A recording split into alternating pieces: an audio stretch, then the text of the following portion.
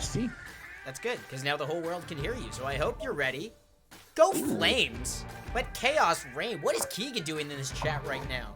Go Flames, go Canucks. Are we all just trying to watch Montreal burn? Is that the name of the game tonight? It looks like it. Leafs FanCast, tell your friends in the 55 seconds before this show starts. Tell the world on Facebook, Twitter, Instagram, TikTok, Snapchat. Let them know where to go for top quality Leafs content. Google Plus specifically. One of the best ones. Google Plus. That is a word I haven't heard in way too long. I've never used it before. I never even knew what it was. You know what I mean? Mm-hmm.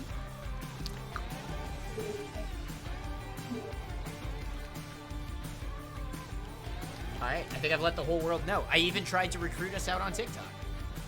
See if that did anything for me. I know, right? Montreal is burned for less. Yep. Keegan's got a good point. Suppose he always does. Vancouver's burned for more. Yikes. Okay.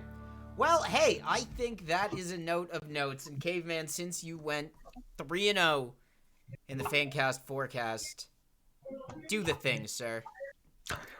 Ladies and gentlemen, boys and girls, children of all ages, welcome to the Leafs FanCast. I am your co-host, Paul, the Caveman Cavaretta. To my virtual left, my right-hand man, Mr. Danny Meggs. How are you, Danny? Oh, buddy. I'm top of the world. I am having a good time. I've had nothing but a weekend of feel-good vibes about the Toronto Maple Leafs. It's been really nice, and I've reflected on it. And that is wonderful to hear because our pillar, our center, our central wall. brain of statistics and analytics, Mr. James. I'm not even going to try to pronounce your last name right now. Honest to God, buddy. That is brutal for me. He's been Redelmeyer? Yeah. He's been with I've the always show called him 6 James weeks. Reddy. I've called him James Reddy. I've never called him James Redelmeyer. Redelmeyer? I did Leho Fanarinos. There you go. Okay, we've got ourselves a Jay Reddy, and we've got a Caveman, and of course, we have all of you. So thank you for joining us. Welcome. As we digest, I mean, look, how many times I say that the Leafs and Leafs fandom is an emotional roller coaster. Just 7 days ago, we all hung out and we watched the Leafs drop a second consecutive game to Vancouver the day after they lost that game after Vancouver came back from COVID. The sky is falling. We get goalie. This team's no good. Except the only real competition in the division we can all agree on is the Winnipeg Jets. And then what happens? It's a new era. Nick Foligno, Toronto Maple Leaf, helps the Leafs dummy the Jets, not just once, but twice. Chasing Connor Hellebuck from the net on Thursday and giving Jack Campbell his confidence back on Saturday. This is it. Today is the day that the playoffs, at least mentally, officially start for Leafs Nation. And Caveman, I want to start this thing on a massive high. I need you guys to indulge me in just a moment. For a moment. I think we got what? James, 6 games or 8 games left in this season? 54 or 56 all day? We have 8 left. 8 games left to play in this 56-game season. And with 8 games left to play, not only are the Leafs firmly entrenched at the top of their division,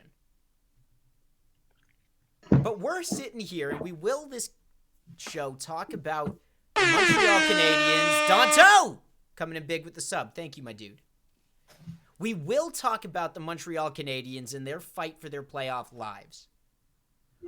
How fortunate are we that we're not even talking about fighting for home ice advantage? We already know we have it in round 1.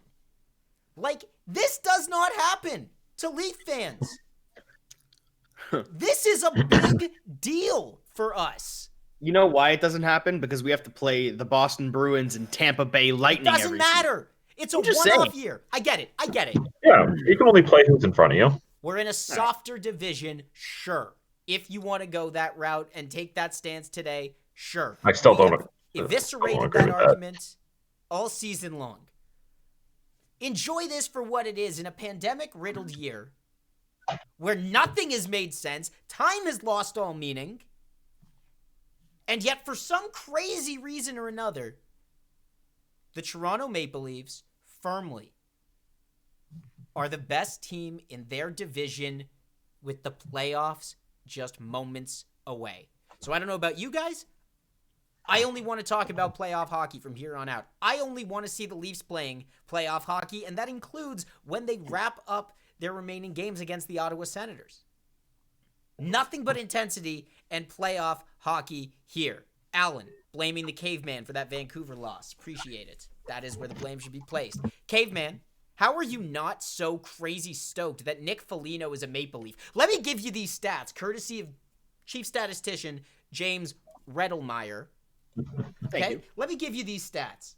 Nick Foligno, in 2 games as a Toronto Maple Leaf, has 2 assists, a plus-minus of +2, and the Leafs have not been scored against while he has been on the ice. Conversely, James, I believe this was correct, Matthews and Marner, in the 2 games since Foligno has entered the lineup, when they play without Nick Foligno, they have been scored on once. Nick And Foligno no goals is the for answer. either. Nick Foligno is the answer. Clearly, that is the piece that we have been missing over the last God knows how long. So, not to burst your bubble, I don't want to do that. Okay. I am a massive Nick Foligno fan, a huge supporter, and I think this is by far and beyond the best move the Leafs could have made. Taylor Hall, who? Exactly. Thank goodness we didn't go for it. Wait, Keegan is actually encouraging you to burst my bubble right now. Keegan, why? Why It's would not you about- want the bubble bursting? Keegan is always team chaos. It is all chaos. My whole being Mm-hmm. is so happy for the Toronto Maple Leafs and for Nick Foligno for how well it has gone. Mm-hmm. I am not over the moon because what else were you expecting? This is a captain of a team that kicked us out in the play-ins before the playoffs. So you knew he was going to bring heart. He was coming from one of the most physical teams in the NHL, so you know he was going to bring physicality, right? Okay. As for defensive responsibility, as for the instigating that he's been getting, as for the big hits that he's been throwing, it's all in the game plan. You know? This is Nick Foligno. This is what you paid for. It was a first-round pick. This is what we paid for, right? If he came out and scored a hat trick, now I might be over the moon.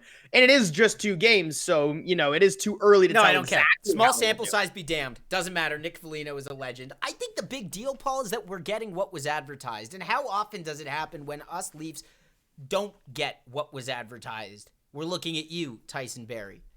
Exactly. And And to an you know what? Thomas Plekanec. Hey, yeah, he was okay. Not Danny Boyle, David Boyle, Brian Boyle? Brian Brian Boyle. Boyle. That's the one. I'm thinking of the defenseman. So Nick Foligno is as advertised. We paid a first-round pick for him, and we're getting our money's worth. At least it seems.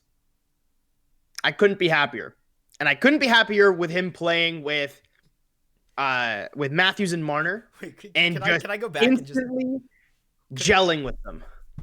I'm the caveman. I couldn't be happier. It That's what I got. Thank you for that. is what it is. I couldn't be happier with him playing with the 2 best players in this line or on this team and just gelling. Because you know what? Galchenyuk playing with Tavares and Nylander, he seems more comfortable in a lesser role. And Tavares has finally showed up since his first season as a Maple Leaf. He has finally showed up and he's been present. You know what I mean? He looks like the guy we paid $11 million for. Just dominant on the ice. All That's things are coming up Millhouse at the right time. And Yeah. I'm really doing my best for all of us to keep the big picture on this season.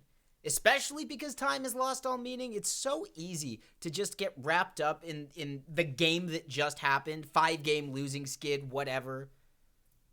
But big picture-wise, this team has been steady all year.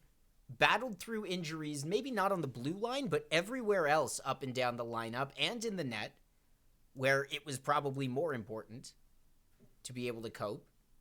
And now, finally, now that we're in playoff mode, we're not missing anything. We have it all. So, Leafs to the moon, firmly, from this point forward. Dogecoin what? Leaf coin. Bud coin. All the way to You're buying top. You're buying everything Toronto Maple Leafs, eh? Pretty well. Hey, tell you what. I want to get this game started. Does everybody have a bevy? Because, as you know, if you are watching the Leafs FanCast either on the Dean Blundell Media Network or on twitch.tv/BingPotTV, we do like giving away stuff with our wheel of gimmicks and giveaways. Ooh. Wait, with our wheel of gimmicks and giveaways. Okay, so just in case you didn't see it, the bit tracker down below will start at 71 bits every time until Nick Foligno is on the ice for a goal against. I think that's fair. I think that's fair. 71 bits every time we start the tracker, and at 400 bits, we'll spin the wheel of gimmicks and giveaways. But I want to spin that wheel right now just to get y'all hyped because Nick Foligno is a Maple Leaf, and we were celebrating it all weekend long. Boys, what do you think? Spin it. Let's spin it, Benny. Can I get like an official spin that wheel, please? That's what I was hoping for. Spin that wheel. Hey, here we go. Also, I don't think meaning games. Your thing's a little messed up, man. Yeah, just a little. We are Snowbird. Together we are Snowbird. What is the hell is it? That's Oh, daddy. Oh, great start for you. You know what, my dudes? The wheel of gimmicks and giveaways says Double Jack Daniels, so that's how we're going to start it. I told you, I'm in a good mood, and we have important things to talk about today regarding the future of this Maple Leafs season. So time to get absolutely hammered is what I'm hearing. Yeah. He ran out of tequila, so this is his Prairie Fire replacement. Yeah, and we said double Jack and Coke's a wedding staple. Cleary? I gave him the option of a single with ghost pepper sauce or a double. Yeah, and this seemed better. I don't have a shot glass in front of me. Can I just? Yeah, you know what? We trust you, Danny. It's okay. I'm gonna go ahead and say that was a 2.5. That's disgusting. That was a lot. That made me want to puke. What? You can't handle your whiskey? No, I hate Jack Daniels. It's an absolute. I'm a fruity drinks guy to the moon. I love fruity drinks, and I am the girliest girl, and I'm totally cool with that. See, you got to let me put gender swap on the wheel. The more this keeps coming up. You can put gender swap on the wheel. I'll bring out a pina colada or a martini or something. No, that's not what. It's more the willing to get you to embrace your feminine side. See, Kaylee understands. Cave woman Paulette. That's what I think we're going with. JD is beautiful. I like that this is a really solid conversation. Yes, Joe, I like that you're on Team Jack Daniels. You get it. I get it. Oh. These are the things that matter to me. Crack your drinks. As Came we back. We've lost ourselves a JR, and we have gained ourselves a JR. Oh, there we go. I thought we were going to keep this controversy going with your camera based on what we were dealing with this weekend. Okay, enough of this. Let's talk hockey because I know you all want to get into the nitty gritty. I have a couple of questions I want to ask about this team. And you know what, Caveman? I think it's good that you are more tempered than I am with your enthusiasm because, like, I'm ready to sing the praises about this team in every way, shape, and form, and maybe somebody has got to bring me back to earth. Physicality and truculence and toughness. As we are talking about Wayne Simmons, as we're talking about Nick Foligno, the eventual addition of Riley Nash into the playoffs, and even Austin Matthews showing a little bit of bite when JT got knocked down on Saturday night. Here's the guy that my eyeballs are popping out at, and I also feel a little bit stupid. 303-year-old Joe Thornton. The way Big boy he Joe was getting into it with Alex. dirty player. Dirty player. Okay, first of all, none of that was dirty. I can sense your sarcasm all the way from here. Second of all, Alan, how dare you? How dare you? What is Alan? I was waiting for him to I see missed that. that one. One good thing from last week, the Columbus Blue Jackets have been eliminated from playoffs. Listen, this year doesn't even count, just like last year, okay? That explains it Doesn't even all. count. I've been wondering why you've been so chill today and not as stoked as I am, and that's because you're a Blue Jackets fan first, and you're still reeling from the official elimination declaration. No, it doesn't. I actually have no problem with them losing. It sucks, whatever. I don't care. As far as the Leafs and Goon Joe Thornton, Okay. I'm pretty happy with how the Leafs are right now. Like, for all that we talked about with Joe Thornton signed, remember at the beginning, this is what I'm saying, remember the perspective. Wayne Simmons had just joined the team, and any thoughts that we had about aggression, about physical play, about becoming playoff ready, were all rooted in Wayne Simmons. Then he gets hurt and falls off, whatever. When we're talking about Joe Thornton, we had two thoughts. One, he's old. Two, does it matter that he's old? Can he play with Mitch and Austin? At no point did we ever think back to those dust-ups with Nazem Kadri. And you know the ones I'm talking about. I think about 3 years ago. The one where Naz famously ripped out a little bit of Joe Thornton's beard. Yeah. You guys know what I'm talking about, right? Okay. Yeah. Okay. Sure. So, I kind of want to dial things back a little bit. And Naz, as much as we love Nazem Kadri, we love him for his physicality and for all of the stuff that he brought. And in those games against the Sharks, Joe Thornton was acting at an intensity level that almost dwarfed Nazem Kadri in that situation. And we all forgot about it up until Saturday night, at least for me, when I went, damn, how do we spend all this time calling him a cranky old man when he still has the fight that made him famous? I have an answer to that. It's because where has it been up until last Saturday night? And that's, listen, playoffs are coming, right? Time to get into playoff mode, That's boys. what I'm saying. And you know what? If this is how he ramps up to it, I'm cool with it. I'd like to see more of it. I want to see this team at the current moment with the Leafs gearing up into playoff form. I want to see this team out body, out physicality, out just manhandle other teams because we're big, eh? We've got big boys on this team. I want that Austin clipped. I Matthews. want that line clipped. We're big, eh? We got big boys on this team. I like that. Listen, they're massive, okay? We should be able to deal with just about any team on a physical basis if we put our, I guess not minds to it, our bodies to it, right? If we say, you know what, guys, we're going to throw the body tonight, we should be able to out-hit just about any team, okay? Especially with Nick Foligno. So if that's what we're doing, if that's how we're gearing up, I want to see it happen. The Toronto Maple Leafs have no excuse for not having a heart on this team, not having the drive train, not having the passion, because they have not only John Tavares, who's the captain, they have Joe Thornton, who's a former captain, and Nick Foligno, who's a former captain. All these guys have very, very big personalities, very strong voices, and maybe not as much John Tavares, but the other two better be instilling some sort of fear into this locker room if they don't throw hits. James, has Jason Spezza ever worn a C? Oh, Jason Spezza, for goodness sake. It was like 2 years, though, right? It wasn't very. I Yeah. don't think so. Wasn't very Yeah, long. it was after Alfie retired and before he got traded, I think. So Yeah, it was very, very brief. But yes. But he's obviously got the fire, and I'll be the first one to remind you that he was the guy who dropped the gloves. That's the double jack talking to spark that comeback against Columbus in the bubble.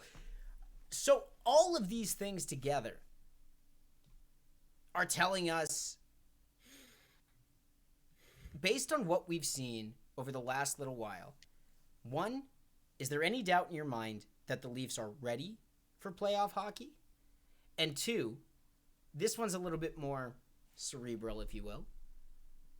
Does Joe Thornton play that physical against Winnipeg if Nick Foligno's not around? Like, how much of that was osmosis from Nick Foligno stepping into the dressing room? We're never going to be able to answer that, but I'd love to have the hypothetical. No, you're never going to be able to answer it, but you can, if you go back to the Vancouver game on Tuesday, and then you watch the Thursday Winnipeg game, and maybe if you watch every game since he's gotten around, maybe a little bit of John Tortorella has leaked out of him, which would not be a bad thing at all. You know what I mean? I love that. So I don't know, have you ever, and this is a good work question for either of you, and for anybody in the chat, if you have anything like this too, I'm really curious. So have you ever worked for a guy who was your boss, your supervisor, your whatever, who would harp on you and you're just like, man, this guy just won't stop talking, enough. And then after you leave that work situation or you have a different manager, whatever happens, you start saying, oh, I get it now. That's what he was talking about. And then even worse, just like with your dad probably, you find yourself saying the same things. Have you guys ever had a situation like that? There's one manager that I had when I was 20 years old waiting tables, but...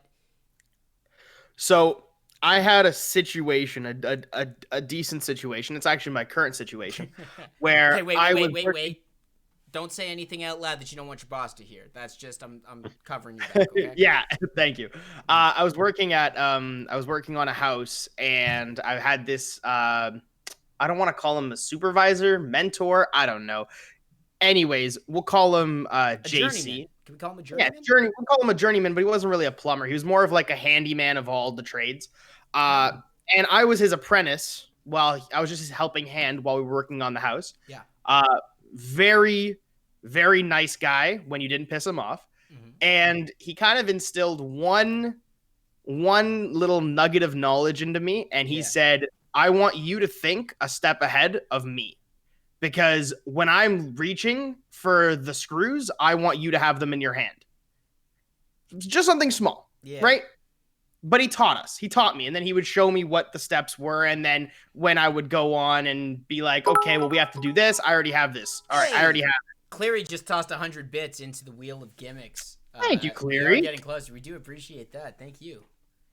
And I've taken that little nugget and moving on to different job sites, and I keep that in mind.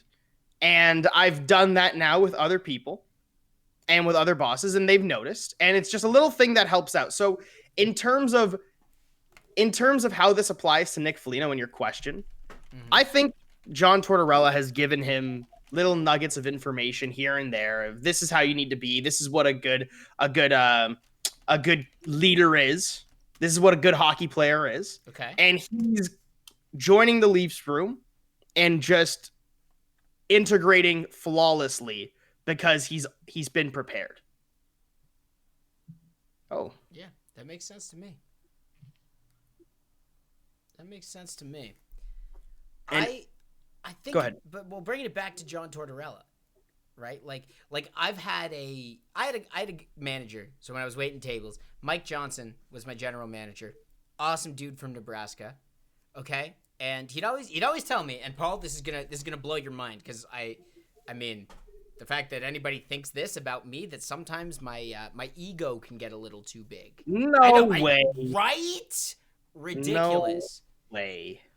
And he'd always say it. And I remember one of the first times he said this to me was when he was like, do you know how Phil Jackson got the Bulls to win all those championships?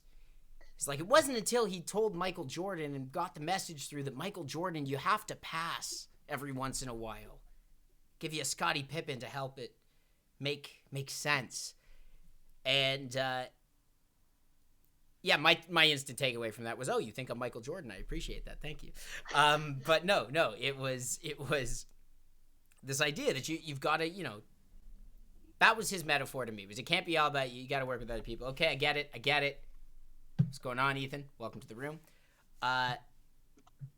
But then some days later, even us back in radio school, I'd be like, hey, we just got to like chill out, and it's got to be, we got to think this through, and we can't just say that we're going to get by on just doing it and get by on talent alone type of thing.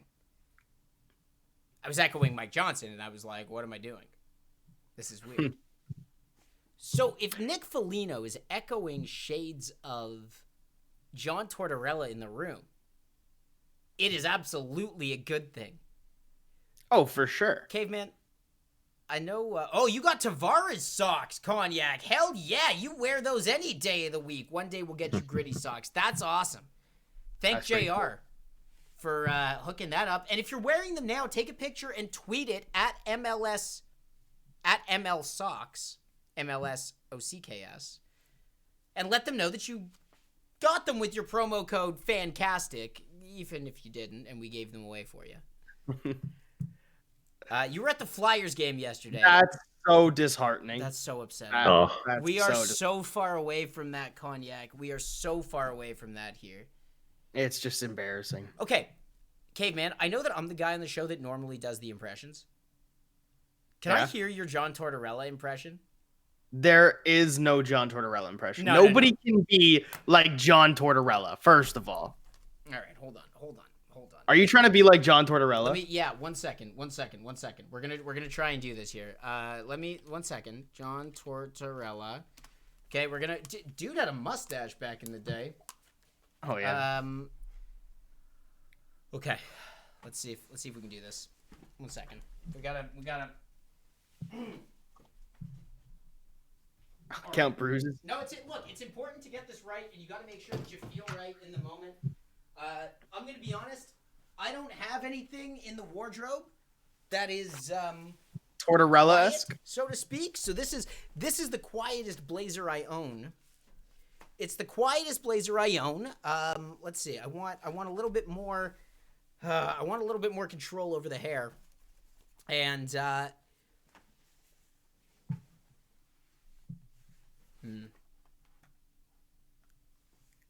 Gotta play something. What are you doing? Go out and hit the guy. Look, I don't care if you're worried about taking a penalty. It's not about the penalty. This is stupid. And if you're not going to hit him, I think this game is stupid. If you're worried about taking a penalty, that's dumb. That's dumb. That's awful. That was awful. James, what was that? That's where we started. Trying to hold it in for as long as I could. Oh my god, damn it, Danny. That was rough. Can I get that was pretty good. It was pretty good. You know what? Listen. Wait, hold on. You just went from it was awful to pretty good. Make up your goddamn mind. It was okay. Okay. I understood the content. The voice needed the message was there. The impression was not, because John Tortorella unfortunately does not have a very impressionable voice, because it's tough. He's very bland. You know what I mean? He just sounds like a regular guy. Is that how it goes? Ryan, yeah, because we cannot do a John Tortorella impression. That is why they're okay. It's actually true. Also, Keegan, send your question in the chat and I'll answer it whenever you're ready. I'll count bruises. You all better block some shots. Okay, hold on. 1 second. You keep talking. I'm gonna find a clip of John Tortorella, and I'm gonna get us a reference. Okay. As far as John Tortorella and how he has impacted the Leafs locker room through Nick Foligno, I can honestly say I think the Leafs... Oh, well, happy belated birthday, Cognac. DJ Cognac! That is a birthday air horn for you. Sorry, I'm fired up today. This is the best day of life. Nick Foligno's a Maple Leaf. And Caveman, how did Tortorella get invested in the Leafs lineup through Nick Foligno? I think just the intimidation factor of Nick Foligno to other teams and other players. I don't know if you're watching that game. When the Leafs were in the offensive zone, usually it's all about picking the puck away, and then trying to get it back, steal the puck back, and make your magic from there. They really like having a physical force like Zach Hyman who can get in the corners and hold on to a puck, but they've never really had a guy on that first line who will just bulldoze a person over with no fear. And Nick Foligno, there was one play in particular that has my mind just locked in. Nick Foligno on Mason Appleton, I think it was, or Josh Morrissey. Okay. Just hit him from behind, no fear, and Pierre-Luc Dubois came over, like completely forgot about the play, came over and tried to fight Nick Foligno about it. Nick Foligno didn't care. And we got the puck back and maintained possession. Little things like that, I think, are going to start leaking out into the Leafs locker room where they see that you can be successful if you throw a hit, because not only was Nick Foligno good enough to throw that hit and maintain possession, he was in a good enough position where could still play defense, right? He could still get back on time, and he will get back on time because he hasn't been scored against on the Leafs in the last 2 games, you know? Also, you've got to lean into that stat, knowing that it's total hooey, and it doesn't matter if it's been 2 games, but you need to embrace it like it's the greatest thing in the world. No, for sure. Exactly. And Nick Foligno is going to be wonderful for the Toronto Maple Leafs. How good is he going to be? Fantastic. Amazing. Absolutely By the way, fantastic. It is a strike if you... This is where we're at so far with the strike system. If you mess up fantastic, it's a strike. Anytime the word, except for right this second, fantastic enters the realm and leaves your mouth, that's a strike. It's a strike. Okay, that's not bad. If you I like that. throw out a fact... and I call you out on it, that's obviously a strike if you're wrong, but if you're right, it's a strike on me. And any curse words. That's about where we're at. Okay. Good, because I have like 2 stats that I actually did research on today because I wanted to bring it up later. Bring it up now? No. It'll come up eventually, and then I'll talk about it. Okay. But Keegan had a nice question. Columbus Blue Jackets future, Seth Jones' next deal, and how do I feel? I think people, for some reason... Last year, everybody said Seth Jones was the best, and then he was overhyped. And then this season, everyone's like, but look at all the advanced stats. He's garbage. Look how bad he is. He's always on the ice when there's a goal against. Well, Seth Jones is 100% going to be on the ice when there's a goal against because he plays half the game. Half the game. How can you know what I mean? That's such a dumb argument. He plays half the game. No other defenseman in the NHL has the stamina and the physicality and the compete level of Seth Jones. So whatever his deal is, whatever. This is going to be a good non-answer to the question. Whatever Seth Jones' next deal is, you give him whatever he wants. Personally, I think he's in the $8 to $10 million range. What is his deal right now, James? Also, Rosen, welcome to the FanCast. Glad to have you here. Hey, what's going on, Rosen? I think he's in the around 4.55 million range, but his contract ends at the end. 5.4, yes. 5.4, modified no trade clause this year and next.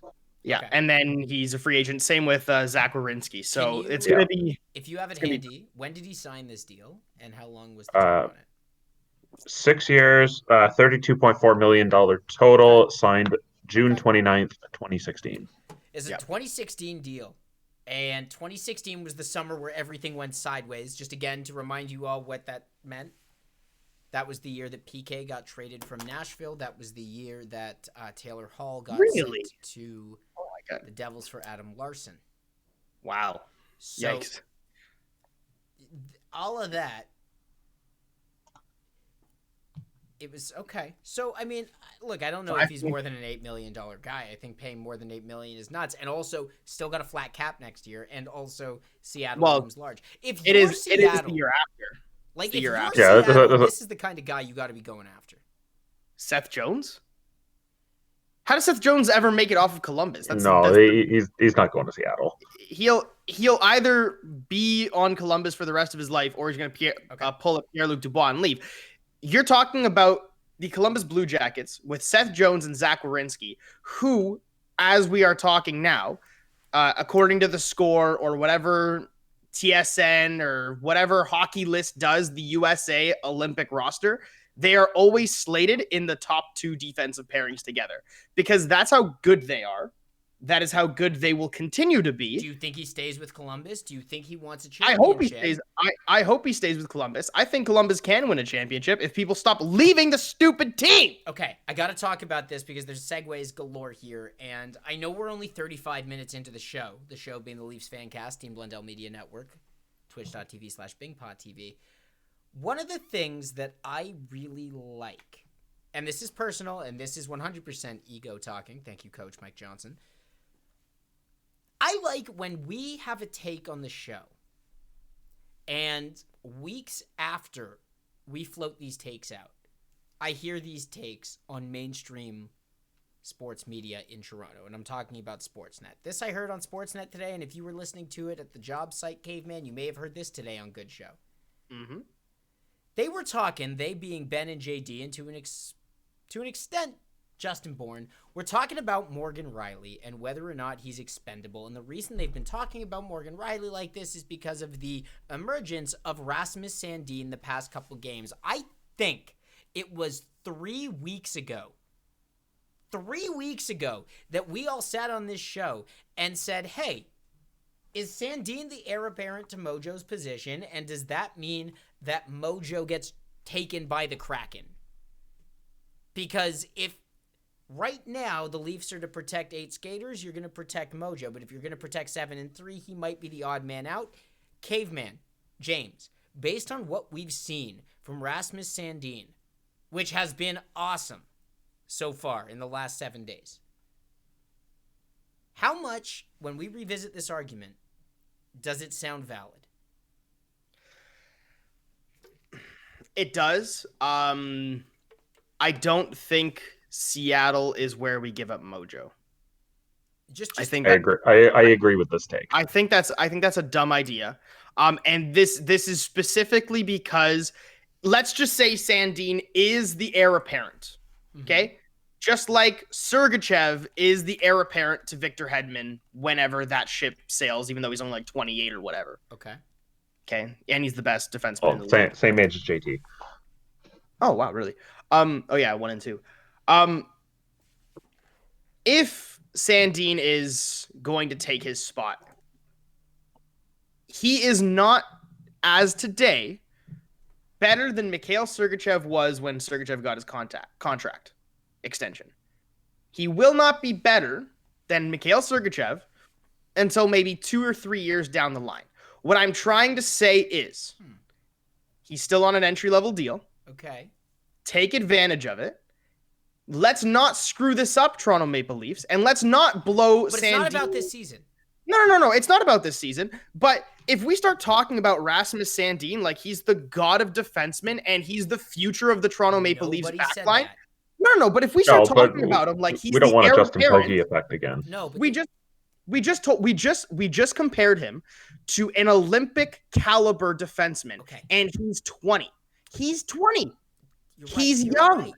So what I'm saying is, if we stop talking about him like he's going to be paid $8 million, then when his entry contract level is up, we won't have to pay him $8 million. Morgan Rielly is not an $8 million defenseman. Chill out. No, but what I'm saying, nobody's saying to pay him $8 million.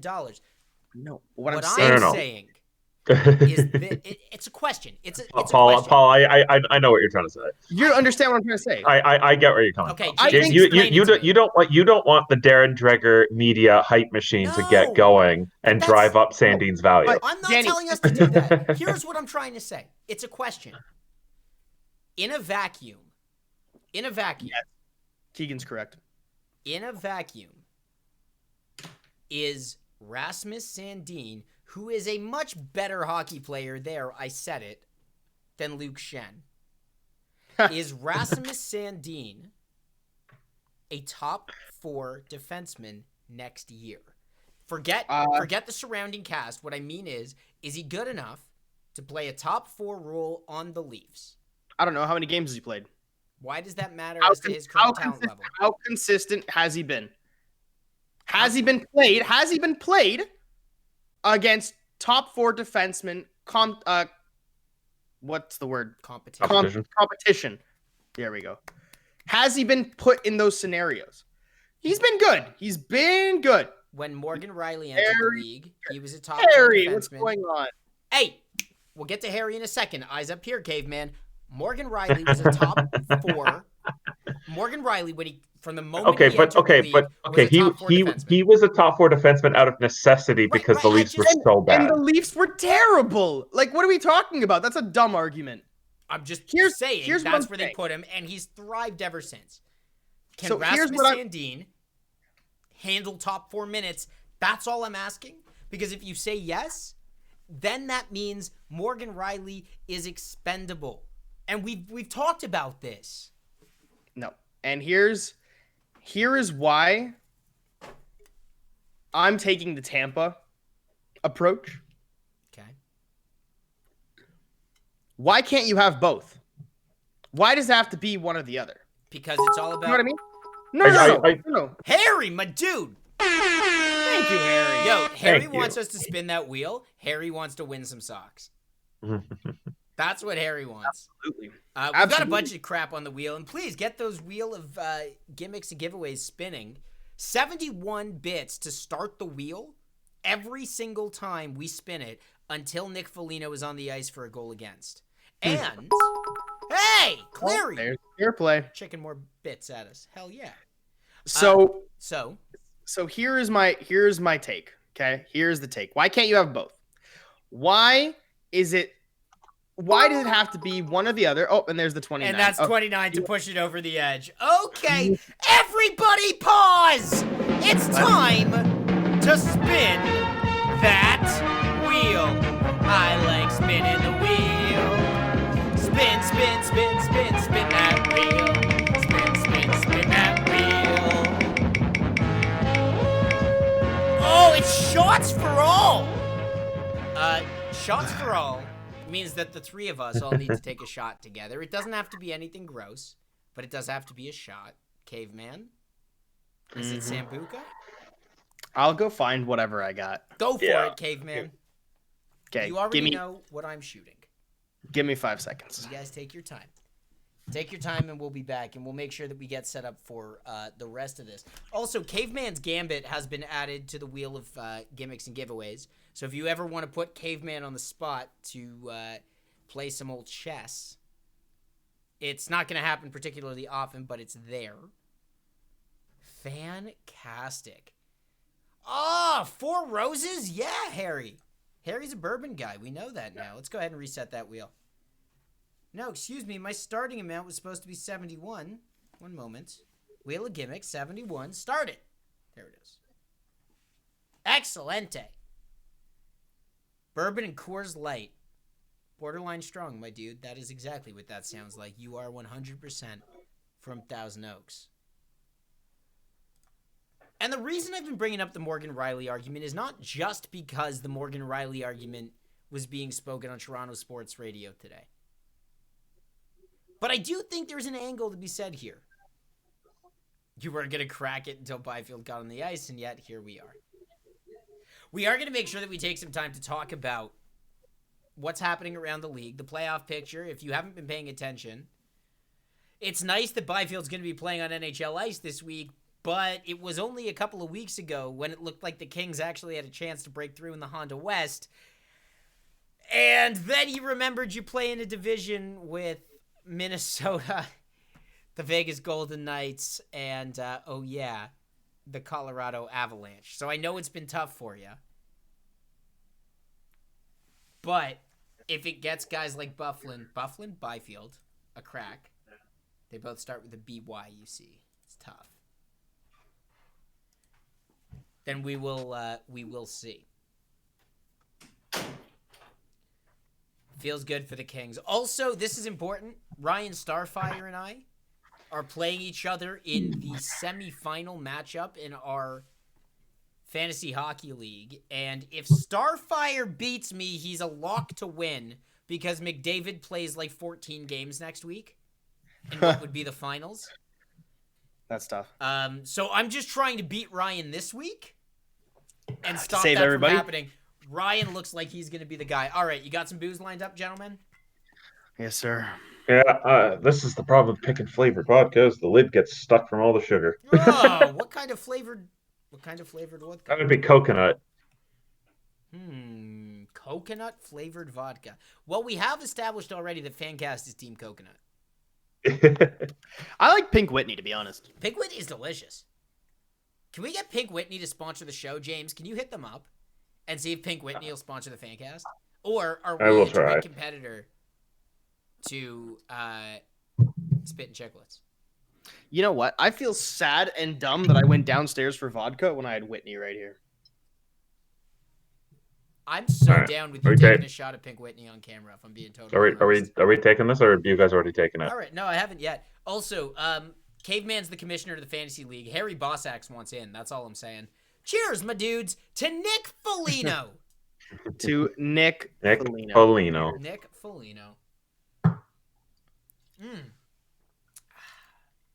Man knows what up. Fuck shots, guys. Oh, that's one. That's one. Okay, one strike, whatever. If Heel Rosen is still in the room, what I actually need from Heel Rosen is I need him to record strike calls for our soundboard. Heel Rosen, fun fact, otherwise known as coach umpire.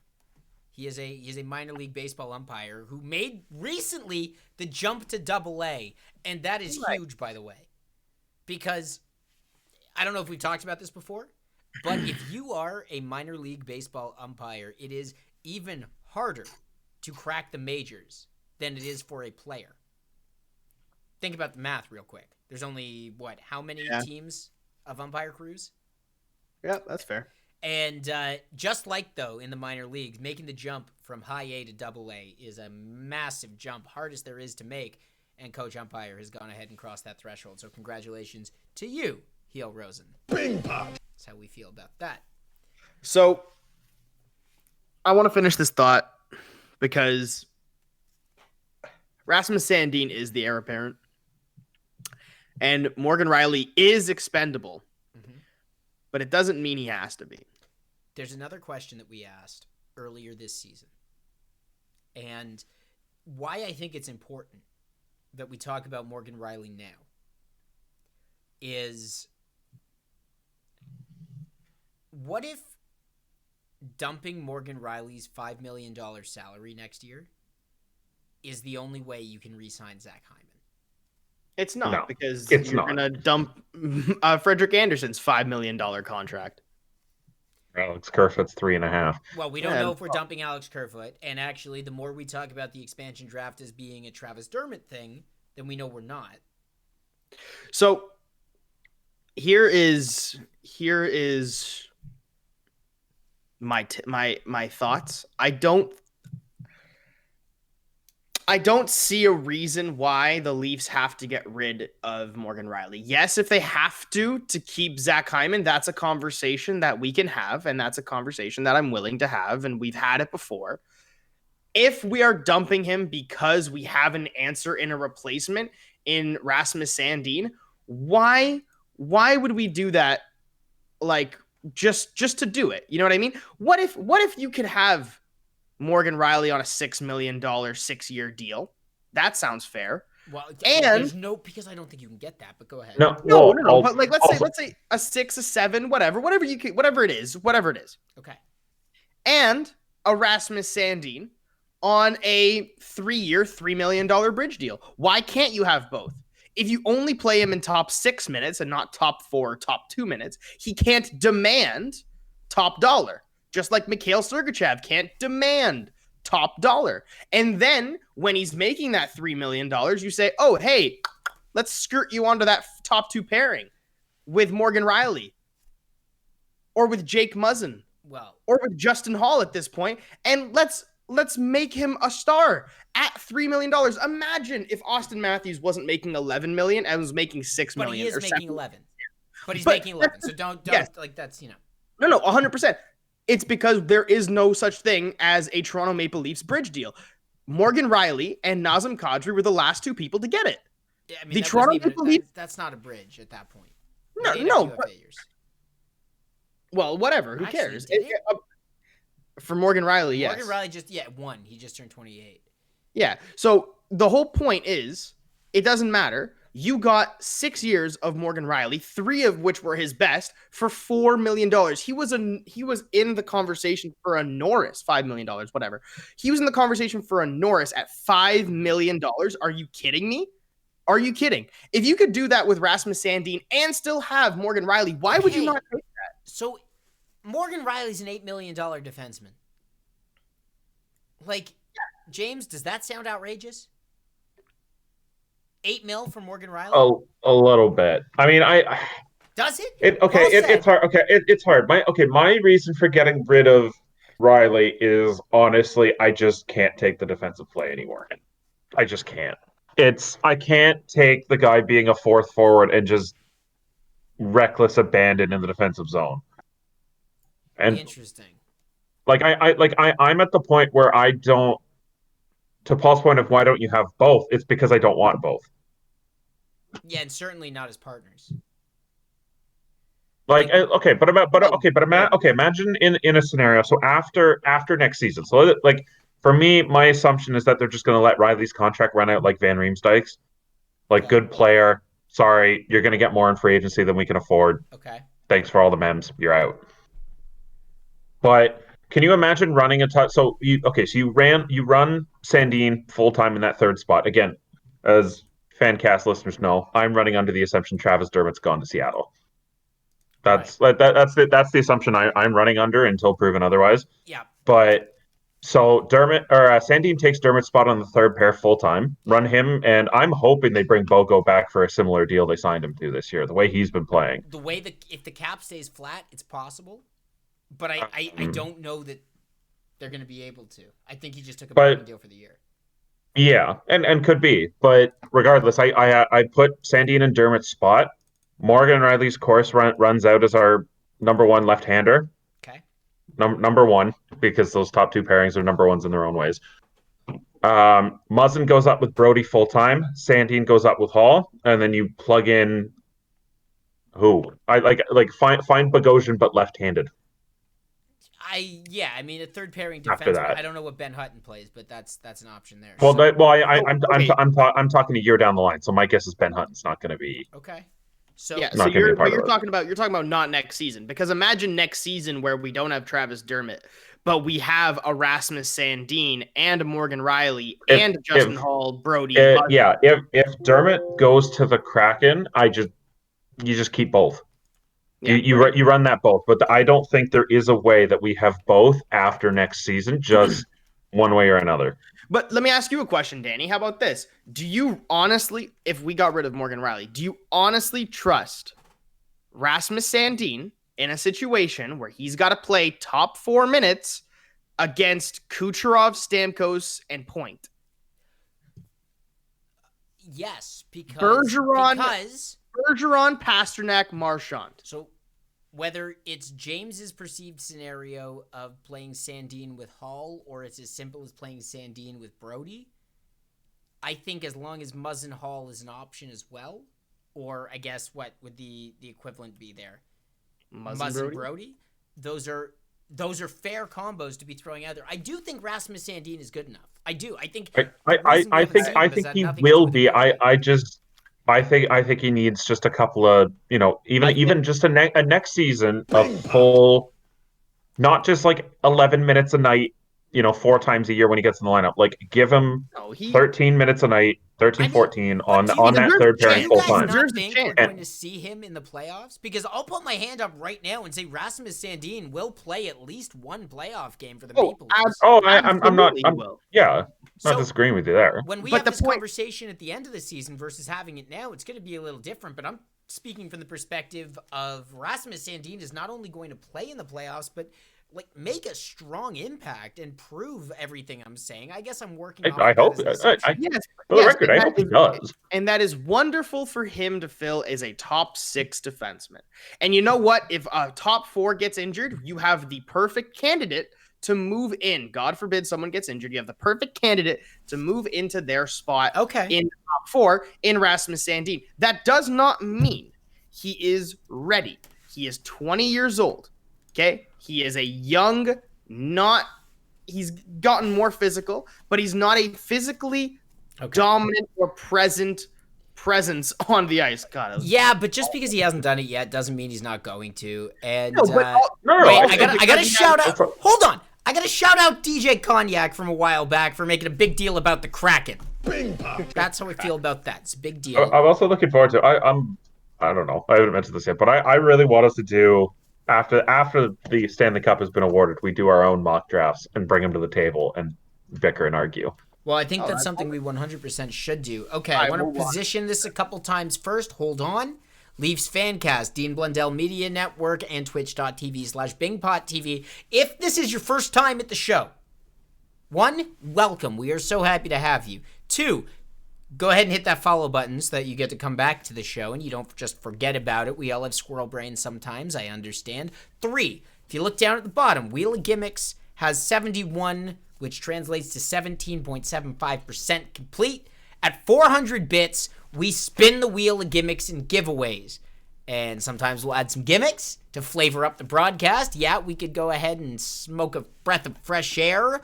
Or, alternatively, we could take some shots, switch things up all around. Whatever works. We'll do that at 400 bits. It starts at 71, of course, in honor of Nick Foligno.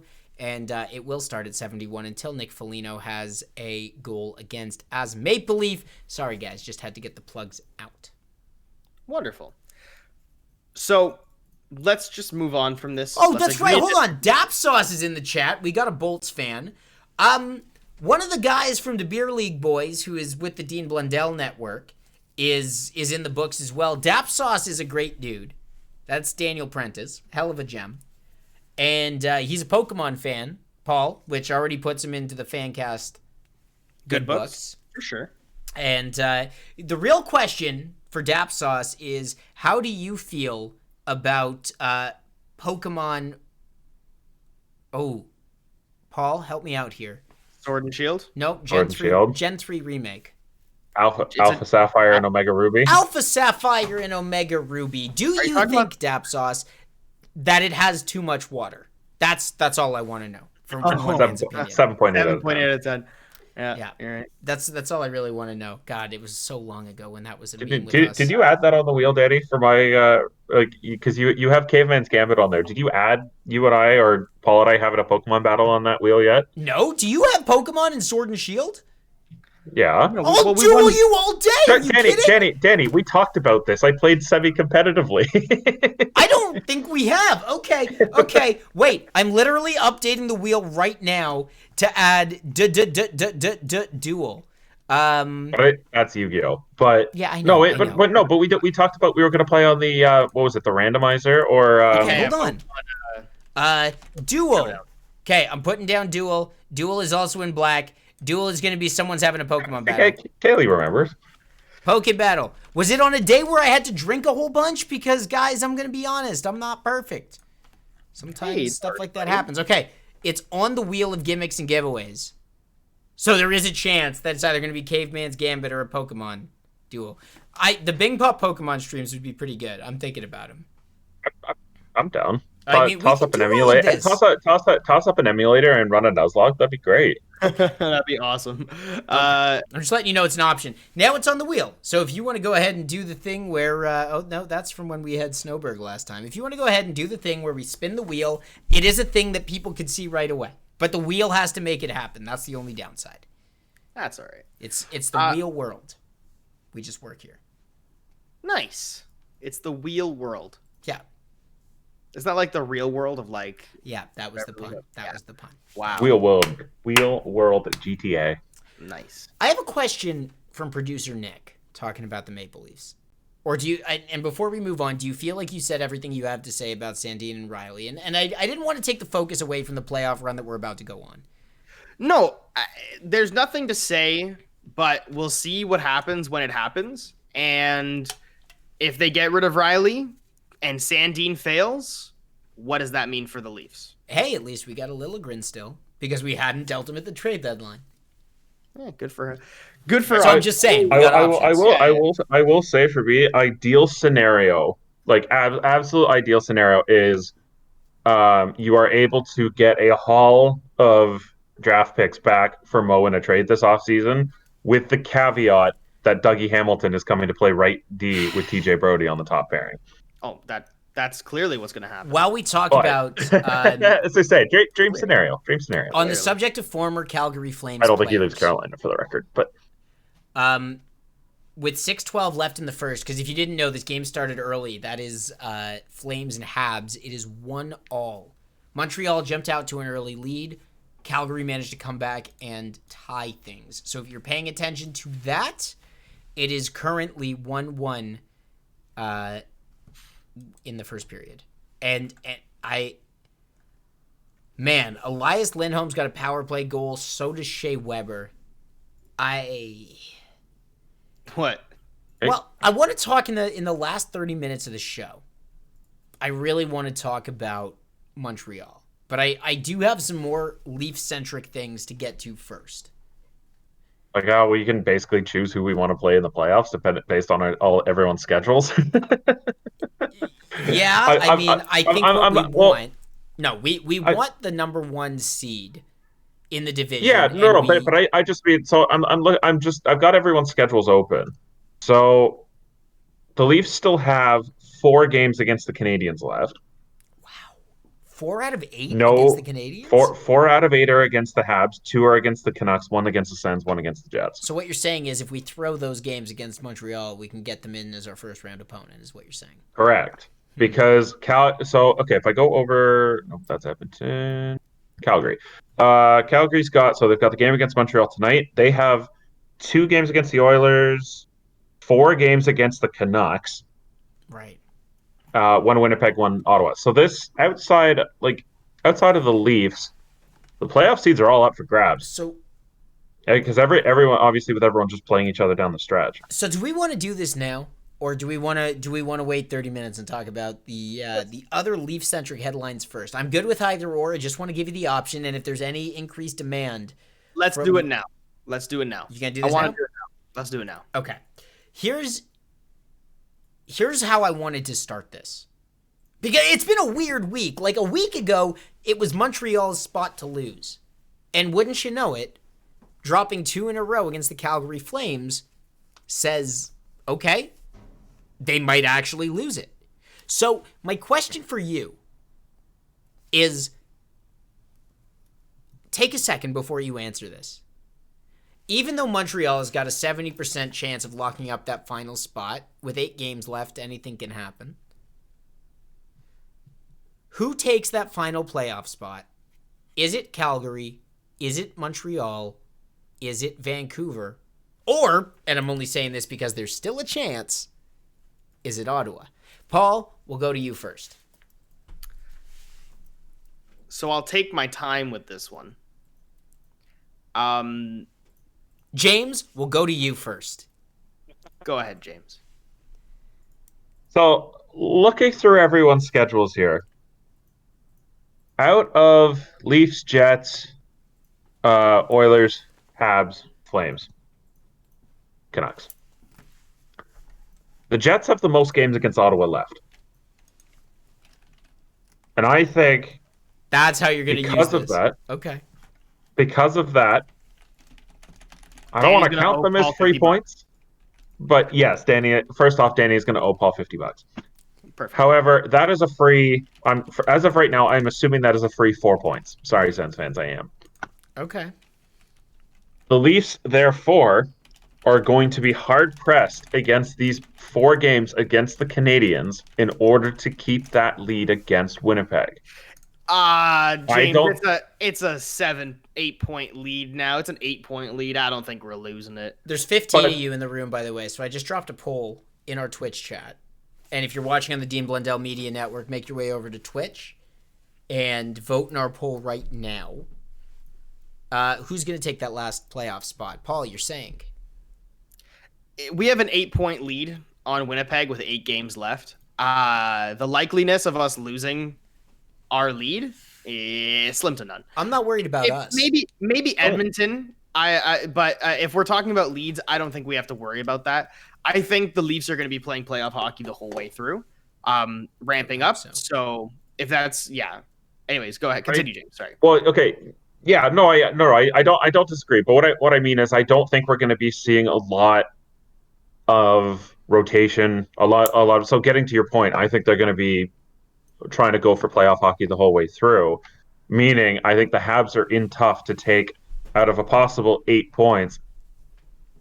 I think they might get 3, which is why I'm thinking that the Calgary Flames, with 4 games against the Vancouver Canucks remaining and another one against Ottawa, depending on how tonight goes. But I will say now, if the Flames win tonight, they're making the playoffs. Really? Because I'm more... You know what? And I feel like such a jerk saying this. But if Vancouver actually wins 3 of 4 against Calgary, and the Leafs continue to dummy Montreal... It's possible. Like, this is weird. Because the other big thing too is if the Canucks do well, they've got 5 games against the Oilers too. So the Jets are obviously going to be big and tough because they're only 1 point ahead of Edmonton right now. So that's the real question: is Edmonton? Is how much of what we're seeing right now? So Montreal says that most of, or the poll, the room says that Montreal, out of those 4 teams battling for a final playoff spot, Montreal is most likely, and it's true that they have the best chance. I'm going to tell you right now, Montreal is going to make the playoffs. I just don't think there's enough distance between the other teams in statistical ability, like on paper, to create any real separation. But knowing that Montreal has got 4 games left against the Leafs, like that doesn't make me feel good at all if you're a Montreal fan. Because the Leafs are playing playoff hockey. So here's how it's going to be. Because the Leafs are most likely getting Montreal. So when the Leafs play Montreal, they're going to make statements.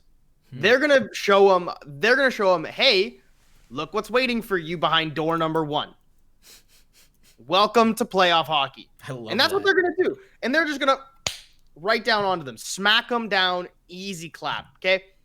Maybe Montreal takes a game, whatever. Calgary has a very easy schedule besides of Edmonton, but they've always played well against Edmonton. Okay. And with Daryl Sutter, I can see them making a push. However, the answer to all of this is Vancouver has 4 games against Ottawa. 4! Yeah. You take 3 of those as wins, 1 as a loss, whatever. Let's be generous and give them 3 wins. Vancouver or Ottawa? Vancouver against Ottawa. Okay. If they take 3 wins against Ottawa, that puts them at 46 points in 44 games, which puts them 3 points behind Montreal with 2 games in hand. The rest of their schedule is they have Edmonton, who is a one-man team, and Winnipeg. Two-man team. Sorry, my apologies. Leon Draisaitl. Sorry, Kyler Yamamoto, 2-man team. Okay. So here's my thing. And they play the Flames. Who are also not that great. You can... Oh, sorry, my apologies. They have 2 games against Ottawa. They've already played their 2 games before. Vancouver has the Leafs twice. Vancouver has the Leafs twice. They have Edmonton 4 times, and then they have Calgary 4 times. 4 times. Calgary 4 times. Sorry, so none of that's against Ottawa? They have 2 games against Ottawa. They had 4 games in a row against Ottawa. Yeah, they have 2 including today against Ottawa. Can somebody make sure? Caveman? Hey! It's 2 against Ottawa, 2 against Toronto, 4 against Edmonton, 2 against Winnipeg. They have so many games they're not getting rescheduled. Anyway, they've got a lot of games. Final numbers. 5 Edmonton, 4 Calgary, 2 Toronto, 2 Ottawa, 2 Jets. 2 Jets. Okay. Final numbers. Okay. So, of those teams, Calgary is very beatable. Edmonton, if you get a hot goaltender like they've had against the Leafs, beatable. Winnipeg's tough, and Ottawa's free money. Okay. So, Vancouver has a legitimate chance here. Very legitimate. What I asked you at the start of all this, who's it going to be? The chat said Montreal. I know what my thought is, and I've said it already if you were paying attention, but I'll tell you once you guys give me yours. Caveman, who takes already that said- finals playoff spot? You already said Montreal, and my answer is going to be Vancouver. James? I'm going Calgary. So- I am going. Okay. Slightly cop-out answer. Whoever wins the Montreal-Calgary game tonight is making the playoffs. That's a cop-out, but I like it. Okay, fine. I'm going full Calgary. Screw it. Going full Calgary. All right. Easy. And Snowberg is going to be happy to hear it. Now that that's all been said, this is what I really care about, boys, because this is a show. This isn't just Caveman JR and Mags hang out and talk about hockey. No, this is a show for the benefit of our FanCast fan base, whether that's Cognac, Harry, Cleary, Kaylee, or anyone else. What's on the line here, boys? Because we are each taking a different team. You're not getting $50. No, I don't think we're getting $50. I don't think that's happening here. I'm not giving money back. Something's got to be on the line. Whether it is a massive number of spins at that person's expense for our first round of the playoffs, first game, first playoff show, makes sense to me. So here's my proposal. Whoever's right, the other two each have to make 3 spins on the wheel of gimmicks and giveaways. All right. I'm into it. At the start of our episode. All right. At the start of our first playoff episode. Done. Okay? I'm into it. 3 times I would- spins for each of the two who get it wrong. If if Ottawa makes the playoffs and we all get it wrong, then we each owe 5 spins. I was going to say 5, yeah. Then we all get to watch the Leafs dummy the Ottawa Senators in the playoffs. Yeah, I'd be scared. Any team that shows into the playoffs hot. Like, if Vancouver actually makes it in, this was referenced in our chat on our Discord. If you're not there, !Discord on Twitch will tell you how to get there. But we had at least one person say that worst case scenario for the Leafs would be running into a hot Vancouver team with a tendency of goalieing their opponents. I didn't disagree with that.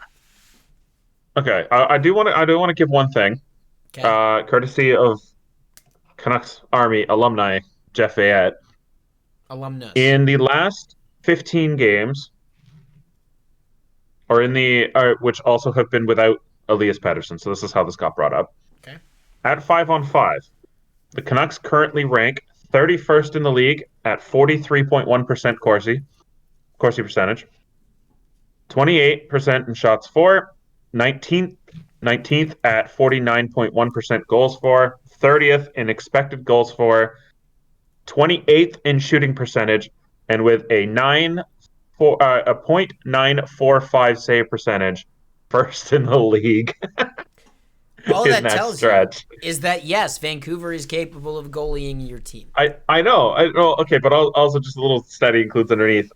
Games they have won by 1 or 2 in that stretch is 9, and by more than 3 goals, 1, and it was because of an empty netter.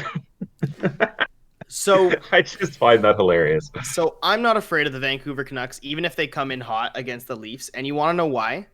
Because when the Leafs have to play 8 games to finish the season, the Vancouver Canucks have to play 15. Almost double. So even if they come in hot as fire burning in the middle of Arizona desert heat, they're going to be exhausted. And Elias Pettersson's not even playing right now. Niels Hoglander is not that good of a rookie. Sorry, buddy. He's very good, by the way. Relatively very speaking, he's not Calder good. Doesn't mean he's a very good rookie. Come on. No. He's a good enough. Bo Horvat is fine. Brock Besser's middling, right? What do they have? Quinn Hughes? Minus 30 on the season? What is he? He's garbage. This team can get bodied. Thatcher Demko, as many games as he can steal to get to the playoffs, he's going to be too tired to play in the playoffs. And that's going to be the difference maker. So I can see Vancouver making it. I can't see them beating Toronto because playoff hockey and playoff Nick Foligno is going to bowl over that team. It has me feeling good. It has me feeling very good, Caveman. I appreciate all of that. Okay. There is a question that producer Nick asked, and I want to take some time with it, and then I want to go take a look at the rest of the league. Yep.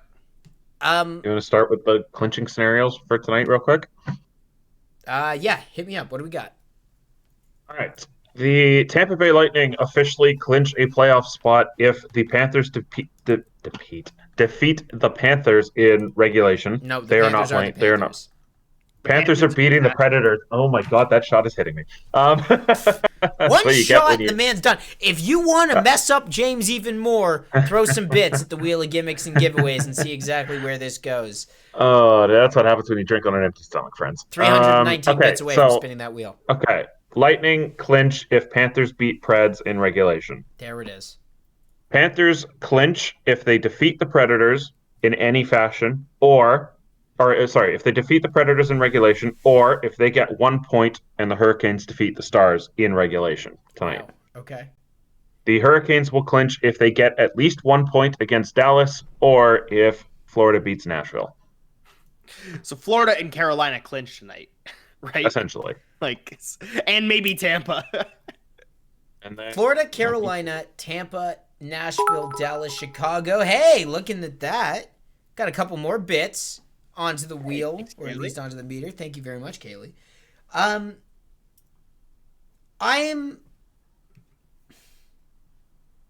Does Chicago have a chance here? Not really. Chicago is sitting at 49 points, 3 points out of a playoff spot. Dallas, oh no, hold on. They're 5 points out of a playoff spot. Isn't it weird that the way things are shaking up? Oh, hey, what's that, Harry? Chicken butt? He said, guess what? I can only assume it means chicken butt. Also, real quick, if Arizona defeats the Sharks in any fashion in LA... Harry Bossax! James, I hate to interrupt you, but unfortunately, do you know what time it is? It's time to spin that wheel. It's time to spin that wheel! So many things. Go and spin that wheel. Spin, spin, spin that wheel. Spin, spin, spin. Come on, spin that wheel. Shots for all! Hey, if the room wanted to see us drink on an empty stomach, yes, how the turntables, Harry Bossax. I have work tomorrow. That's fine, dude. It's early. It's 7:17 p.m. You can pass out at 9 and get up. Guys, no problem. It's what happens. You come on the show. The odds of us hitting shots like this is not particularly high. This is just the wheel deciding to do what the wheel does. Harry Bossax. Done. And in honor of Harry, the LA Kings can eliminate the Ducks tonight. Nice. Which would sound a lot more impressive if they had a chance to actually show up themselves. Cheers, my friends. Pink Whitney, let's go, caveman. I'm watching you before I take mine. Salut. That's a proper shot from caveman. Woo! I like it. And thank you very much, Harry, for making us spin that wheel of gimmicks and giveaways. No You're giveaways. like a big man, eh? I'm almost like we should just spin it again because we haven't given away anything today. But like, I really just want it to land on Sambuca for Paul. Well, are we spinning it for subs or no? Have we gotten a sub today? Yeah, we have one. We had one earlier. We had one from Donato. That's right. Should we give it an extra spin in honor of Donato? I have no drink, and in case we get bottoms up. So well, bottoms up is I've reduced it because I feel like that's a big deal because that's everybody bottoms up. Okay. So I chilled out on bottoms up.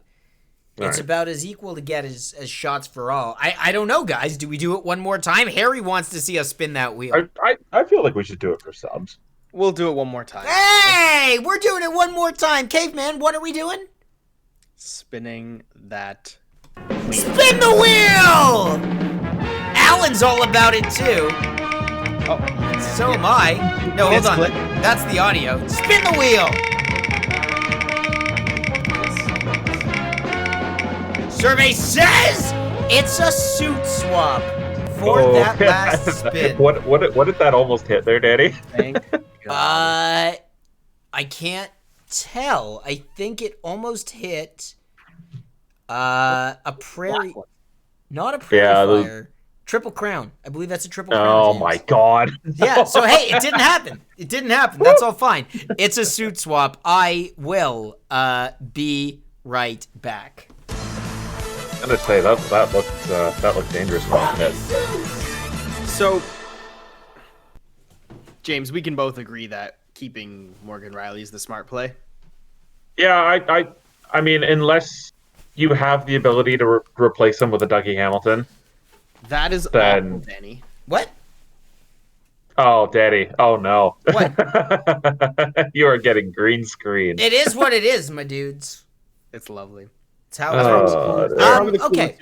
So, question. But yeah, otherwise, yes, Paul. Riley runs out his contract, and then. All right. Honestly, I can see Jim Benning throwing like $9 million at him next offseason. Danny, bring the BC boy home. Well, which is another reason why Riley would look really good in Kraken blue. Okay. I want to kind of pivot away from all of this, I think, is probably the best thing to do given the circumstance and how we've done. Happy 420 was last week. But thank you either way. No, it's literally 420 in LA right now. Nice. Oh, so it is. Happy 420, buddy. Happy 420. 71 on the wheel of Gimmicks. Yeah, it's there. It's there. I just threw it up. Good shot. Took a second. I just threw it up. Go ahead. Okay. I have this question from producer Nick that's been sitting in the pocket. Actually, let's finish up that around the league update. Yes, Anaheim is the possibility to get knocked out by the LA Kings tonight, which is great. I wanted to, just for context, take a look around the league and see where everybody was. Vegas, 70 points. Colorado, 66. And Minnesota, 65, who have already clinched, all three of those teams. Arizona is sitting at 47 people say the points. North is the weakest division. St. Louis, with 3 games in hand, is only a point out, so you can probably say that St. Louis is going to go ahead and take that. The Coyotes and Blues are playing the game that the Panthers and Leafs did last year, where it's like, you take the playoff spot. No, you take the playoff spot. No, you take the playoff spot. So reasonably, you can probably assume that St. Louis. I know you can probably assume St. Louis will get it, but basically they are playing for who's going to get smoked by Vegas in the first round. Totally fair. And I say that as a secondary Blues fan. They're just going to get smoked. Totally fair. Here's some great takes that have come up over the last little while. For whatever the first 2 rounds are going to look like, nobody in the Scotia North is particularly physical. But if you're Boston in the Mass Mutual East and you have to fight your way through the Islanders, Washington, and Pittsburgh, who out of nowhere is sitting at number 1 all of a sudden in their division. In fairness, Omar! One sec. Omar the Goat just showed up in our chat. Omar the Goat. Omar, I believe this is the same Omar that I was chatting with on Saturday, is an absolute beaut and an absolute legend, and he and I had a great chance to connect on Saturday. So big thanks and shout out to Omar for showing up. Guy is a very humble dude, an awesome creator. And Omar, if that is you, thank you very much for being here. The road to the third round, to the final 4, is pretty clear for the Leafs. Like, what I mean is when they get there, they are going to be, you would think, unless something crazy happens, relatively fresh. Whereas a team like Boston or whoever's coming out of the East, if you want to get to the Final 4, you are grinding it out. Sorry, the Mass Mutual East TM? Yeah, that is correct. I'm so happy that finally, with 8 games No, left I just want to give season. it back to you. I just want to give it back to you. No, I've been waiting for you to catch on the whole time. But yeah, sure, whatever you want to call it. Okay. To your... Just to quickly, Daddy, to your Pittsburgh is at the top all of a sudden point. 7 of their last 9 games have been against Buffalo or New Jersey, for the record. And who are their last 7 games against? So they've got 6... 7 games left, because of that one. Boston, Washington, Philly, Buffalo. Buffalo.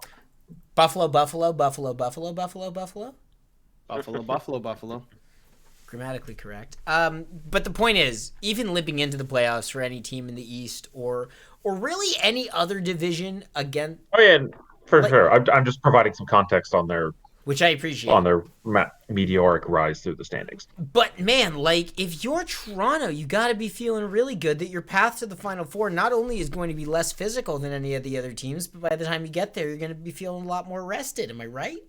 No. Okay, what am I, as a Leaf fan here, expecting this to be smooth sailing? What am I overlooking, Caveman? You're overlooking the fact that Winnipeg, as easy as they have been so far, they are a big team like us, and they will play physical. Now, not saying that it's not going to be easy. Not saying that it's not going to be a walk in the park. Not saying that it's not going to be whatever. It's going to be fun to watch, but it's not going to be smooth sailing where we're just going to walk in with no injuries, no bruises, no bumps, no nothing. Winnipeg is not going to let us go that easy. If Edmonton gets there, maybe, because they're a two-man team, so it doesn't really matter, right? If Montreal, when we play them, if they for some reason, or Calgary or Vancouver, whoever it is, they're not that physical. But if we get Winnipeg, it's not going to be as, I don't know, non-confrontational as you think. I think there's some bad blood brewing between Toronto and Winnipeg. Yeah. And I think playoff time, if we face them, it's going to be a rough ride. So I just want to forecast a little. Like, first round, Winnipeg plays Edmonton. If the season ends today. Yeah. And they will play Edmonton. They will play Edmonton. Right. So Winnipeg plays Edmonton. Does Edmonton actually lose that series? Does Edmonton lose that series? Do we even have to worry about Winnipeg? Yeah, for sure. Why would listen, Edmonton being a two-man team, yes, they're Connor McDavid and Leon Draisaitl, but Connor Hellebuck can at least on his own shut down one of them. So now it's up to the defense and the team as a whole to shut down the other one, and then Edmonton's a cakewalk, right? Kyler Yamamoto can only score so many goals on his own, right? That's just, you know what I'm saying? Zach Cassian isn't going to make the difference. I like Starfire. Ryan is getting really aggressive in the chat. Edmonton's going out in the first round no matter who they play. Damn, dude. Easy. It's a little sad. Easy. I feel it. So, yeah, continue. Go ahead. No, you had a point. No, I was just saying, I think we have to worry about Winnipeg. I don't think Edmonton is going to knock them out. I don't think it's even going to be close, to be honest. I see Winnipeg absolutely steamrolling them. So no matter what, you see us playing Winnipeg in the second round regardless of who we get in the first. Yeah. I'm pretty confident in Winnipeg getting through. If Edmonton gets through, I think we'd actually have a tougher time dealing with them, mainly because how you stop Connor McDavid, and the Leafs are going to have trouble stopping, even though they're a two-man. Wait, no, hold on. That doesn't make any sense. Because if the Leafs would have a more difficult time with Winnipeg than Edmonton, why do you feel like Winnipeg can handle Edmonton? Because Connor Hellebuck versus Freddie Anderson, Jack Campbell, David Riddick. Okay, there it is. That's what I've been waiting for. Sorry, glasses are coming on because we're about to get serious here for a second. Okay, you ready for this? This is producer Nick's question. I need to make this very clear to our FanCast fan base. This is not a question I wanted to ask today. I have been riding the good vibes, that good juju, all week long. Paul, is there a goalie controversy in Toronto? I have something to say about this, and I've been waiting to talk about it too, and I've been holding my tongue, and I'm going to continue because I'll just say there is no goalie controversy. That's the short of it. There's no goalie controversy. So before you elaborate onto that, I want to get your opinions on it before I just spew my nonsense. Here's where there might be a goalie controversy. And wait, oh my God, Ryan, shut up. I'm sorry, that was mean. I like you. I appreciate you being here. Ryan, stop. And again, same motif, big picture thinking, scaling out. Toronto Maple Leafs. We're in a position where Jack Campbell was playing out of his mind. And remember, though, we did say when he finally lost his first game of the season, that it was unlikely that level of hotness was going to continue. But he has not looked good the last couple of games, as in the kind of good where you feel overly confident in Jack Campbell. So much so. I'd argue last game against Winnipeg he did. He looked great last game. But looking at the total body of work over the last week or more, it has not been particularly reinforcing of his abilities. So Freddie Andersen practices today with the team for the first time in a long time. We also find out it's been a knee injury that's been bothering him, and if I'm not mistaken, that's also what's been affecting Jack Campbell when he was out with injury concerns earlier this year. So Freddie Andersen with some lingering knee issues that look like they may be behind us, at least enough to the point where he can practice with the team and slot in, hopefully, to take a start before the end of the regular season. Have you seen enough out of Jack Campbell that you're actually so inspired that he's the number one? Or are you welcoming back Freddie Andersen? Because I'll tell you very, very firmly, I am on the welcome back Freddie train. I have no issues with throwing Freddie in the net and seeing how healthy he is and what that means. Caveman. I am so done with Toronto media. just ridiculous. And I kind of played into this as well. But first of all, welcome back Freddie when you come back. That's pretty obvious. But once he comes back, if he plays bad, the next Campbell's. Okay? Find your starter. Well, what does that mean? One or the other. You got to give somebody the reins come playoff time. Who's the incumbent right now in your mind? Right now, Freddie comes back tomorrow. Freddie comes back. Trade Freddie. All about Campbell and Hutch pairing. Thank you, Marcelo. You are absolutely correct. Marcelo, get out of our chat. How are you even in the playoffs in our fantasy league? You're a terrible manager. Excuse me. So I am happy to see Andersen come back, and he gets the reins the day he comes back. If he came back next game, okay, we have 8 games left. Ramp up towards the playoffs. If Freddie stumbles, net goes to Campbell. If Campbell stumbles, net goes back to Freddie. I don't care. Find your number one guy. But who is it? What I don't. What, right like, now, you don't think you've seen enough of Campbell? So Campbell's not the number one. I think we're both in agreement on that, Caveman. Campbell's not the number one. Listen, I have no problem with Campbell being the number one. I know Freddie can be better than what he was. If we get the original Freddie back, I am more than happy to give him the net. If that's who we get. If we get the Freddie we got earlier in the season, sit on the bench and wait your turn. Playoffs, we still might make top changes, and I haven't seen a game all year. Who is running the mouth in our chat here? Marcellus. Oh, please. So here's what I want to say. The fact that we traded for David Riddick, and I didn't notice this until recently because I did my research on it. The fact that we traded for David Riddick as a third goaltending option blows my mind. Okay? Because when you look at it, if I gave you this stat, okay, since 2008-2009, how many teams had a goaltender other than the starting goaltender win a game in the playoffs? How many teams, how many championship teams had a backup goaltender win a game in the playoffs since 2008-2009? What do you think the answer is? Okay, hold on. I'm going to think this through.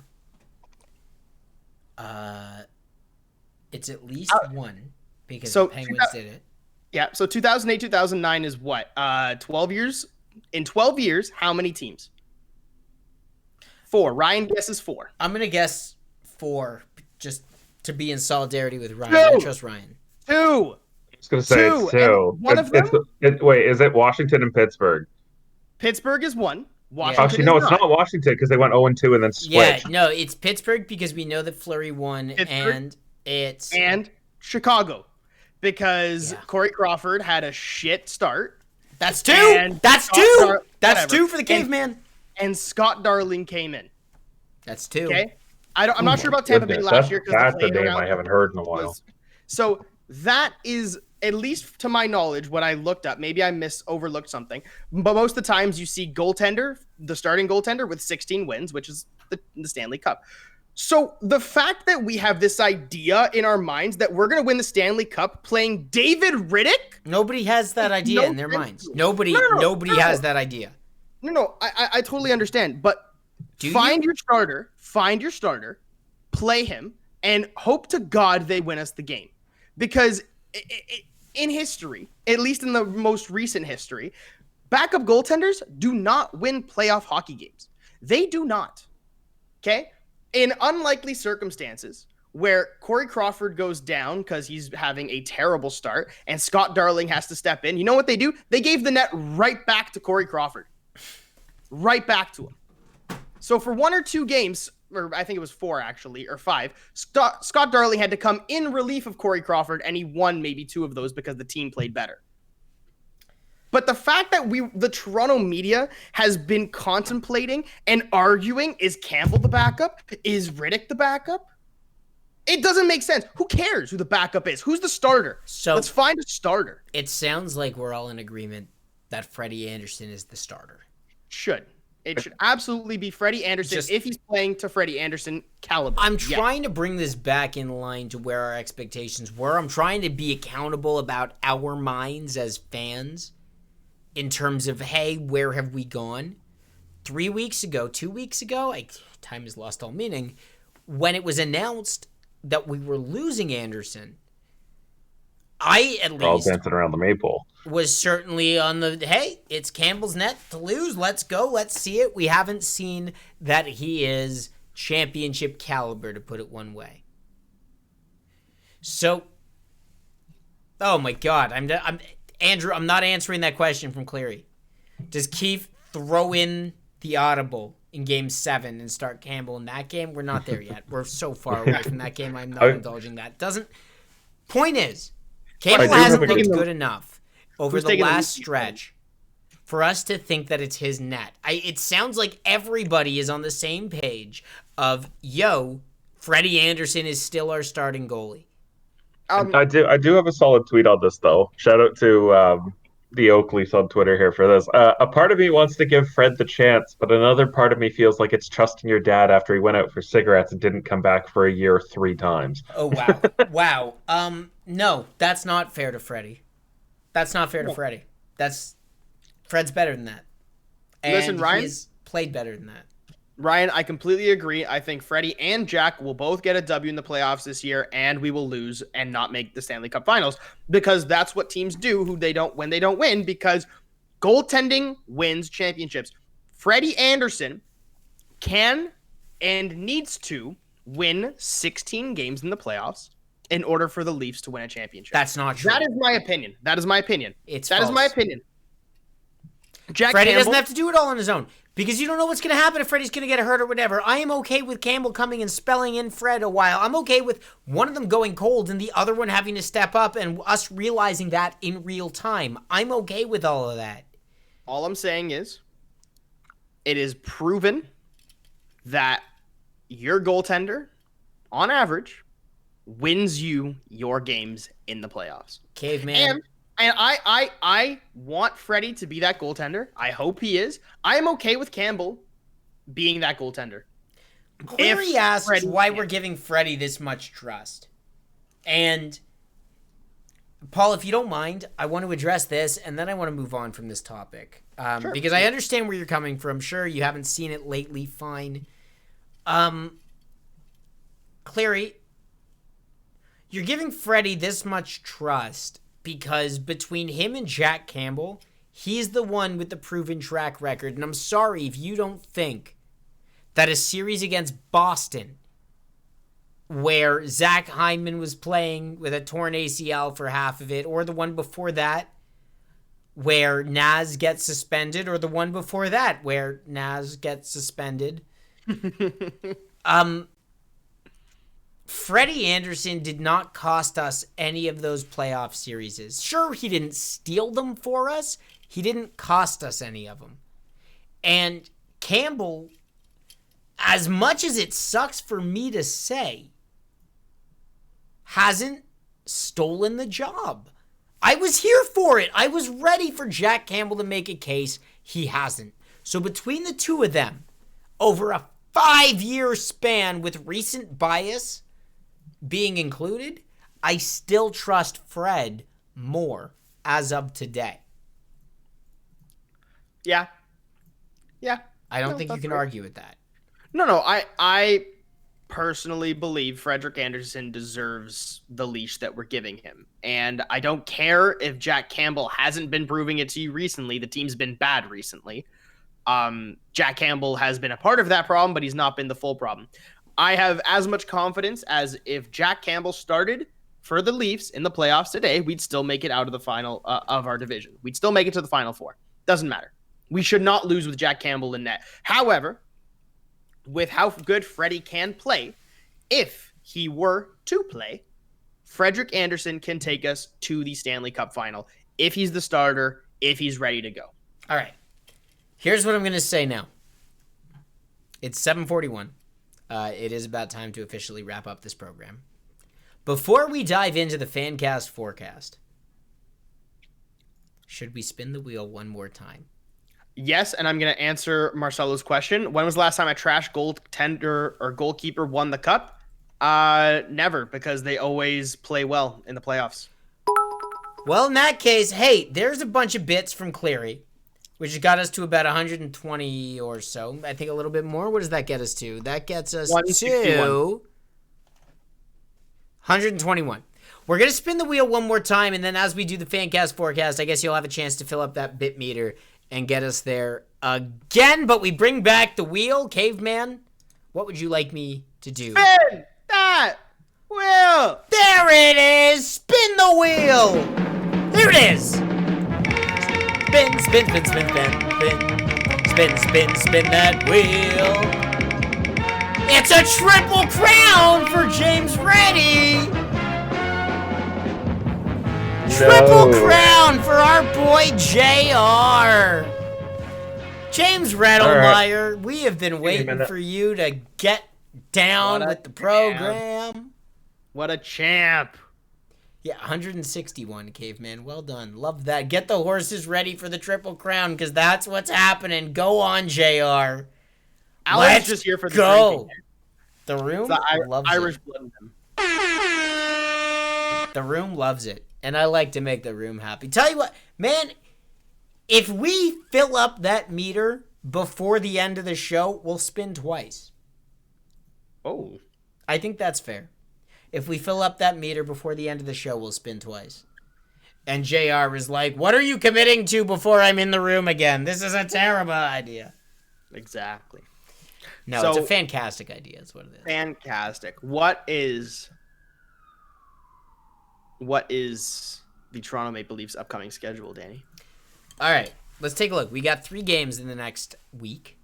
We are playing Wednesday against Montreal. Hello, those are more bits. Kaylee Chung. Oh, my goodness. Totaling up that meter. Everybody, Kale Chung tonight. Everybody have fun tonight. All right. Hey, James. While you were going to pour yourself that Triple Crown, we said that if we filled up the meter, we'd spin twice. Okay. Because it's the end of the show. And then Kaylee threw a bunch of bits at us. Excuse me. Oh, is that one for you? No, well, that's maybe one strike. Yeah. And that means we got to spin 2 more times. All right. Paul, what do we have to do 2 more times? Okay, I'm not doing it. You do it. I'm not. Before we spit it. Okay. There's my punishment. Triple Crown is down. How do you feel? Give me a few minutes. Remind me, what are the 3 flavors in that? Peach, apple, and salted caramel. And of the 3, which is the most prominent? Peaches. In that one, probably the apple, and then It tastes like a candy apple. Peach honestly gets hidden a little bit. Ooh, okay. Okay, it's what it is. Paul, what am I supposed to do right now? Spin the wheel. Let's do it! Alan, I'm not a chicken. Spin that wheel. Spin, spin, spin that wheel. Socks! Somebody's about to win some Major League socks! Okay, but wait. We'll address our sock winner in a second. But let's spin the wheel one more time. Spin it! Spin, spin, spin that wheel! Caveman's Gambit! It's finally happening! Alright. This is amazing. Caveman, we have to play a game of chess right now. Alright. Before we do the FanCast Forecast, we have to play a game of chess right now. Where do we play this? We should do it. I'll send it to you. We should Is it not just chess.com? Yeah, but I'm sending you a link right now. I see. Why Why does it sound like the wheel's spinning? I don't know. Is it? No, it's not.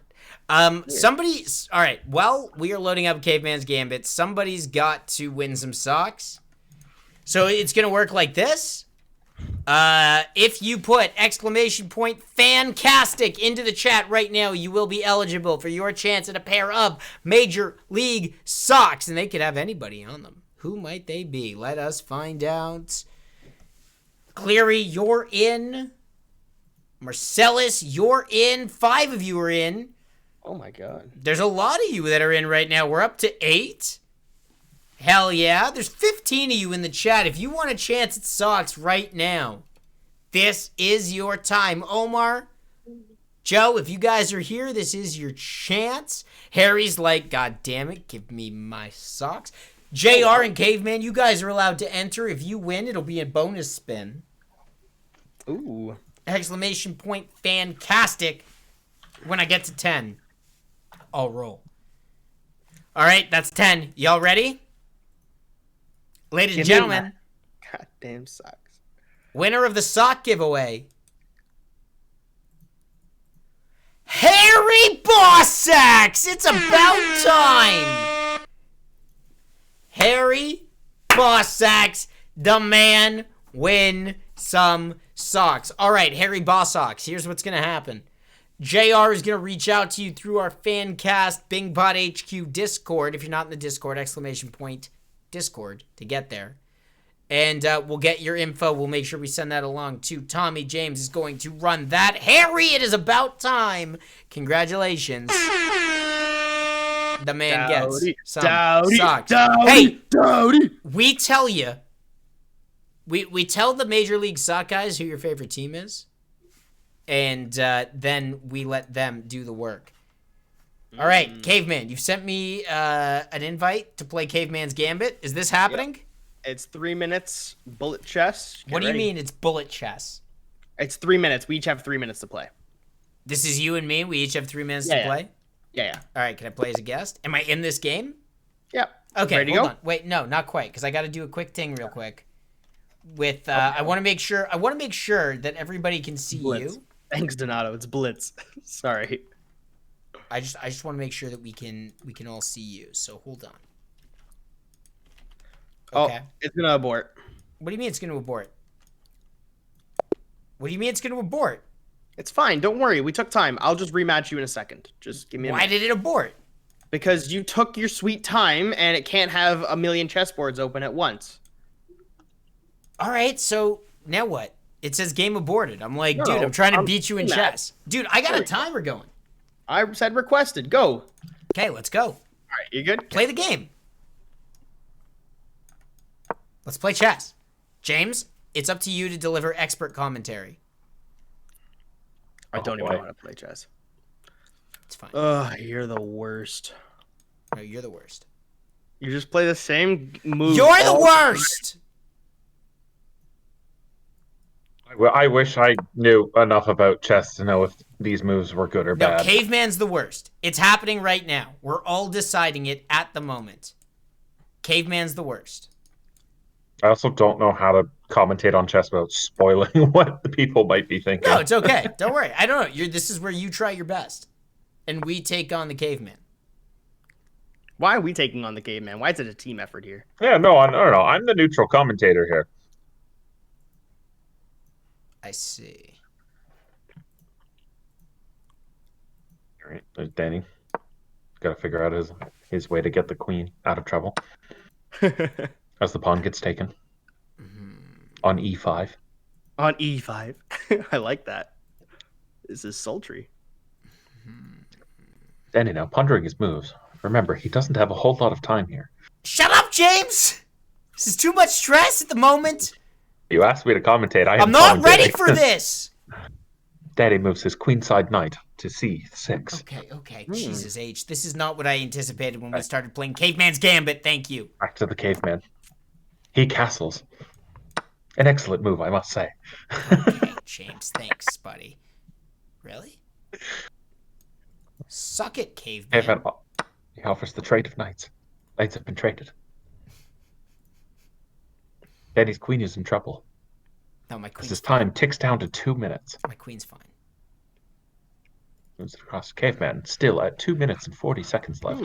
Has a massive time advantage on Danny. Queen's fine. Putting more pressure on the queen here. No, we're fine. We just got Paul Danny. caught. Paul just messed Danny up. takes a spot on d2. Paul just messed up. Paul now instigating the first check of the You're of an the match. a-hole. I love that we got the Caveman's Gambit and we're actually putting this into play.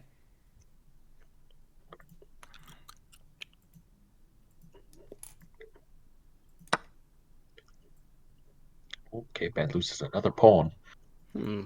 Great game. James, I appreciate the commentary. By the way, this is stressful AF. Why? Why? Ticking down to 2 minutes and 15 seconds shortly. Paul, what are you doing? Do you know how to play chess? No, he does. Not really. He does. Yeah, he It was a pretty good move, actually. Danny now basically immobilizes either rook there for Paul. It's fine. I think we're happy here. Paul's time lead is now diminishing as he now puts it interesting. There we go. Now Danny ticking down to 1 minute and 30 seconds here. So he loses, or he takes Paul's knight on d2.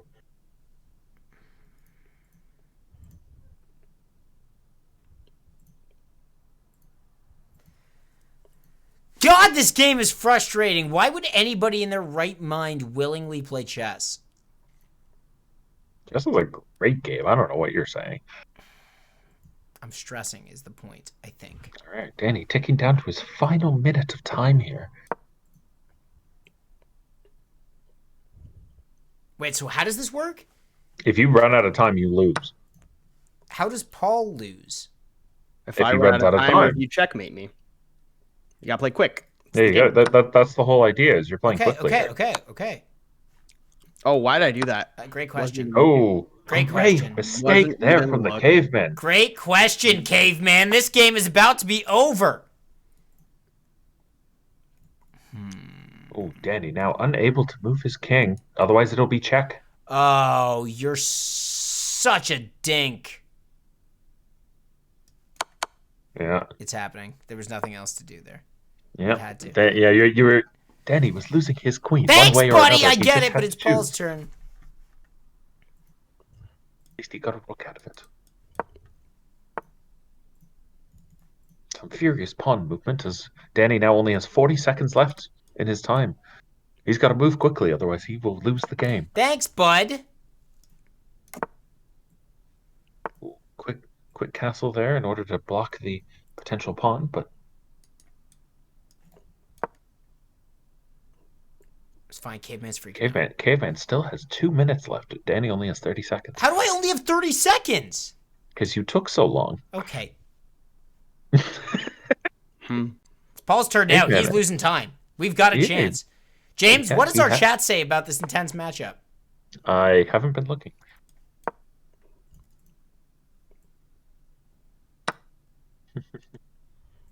The nation is behind you, Danny, according to Alan.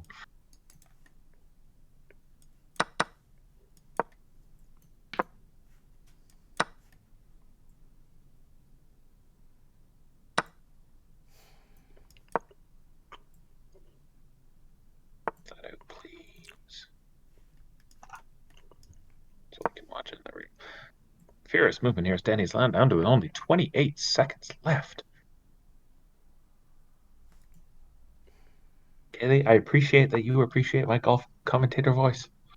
I hate. God damn it. We have the battle of the FanCast I don't know if you Titans can. here. Come on.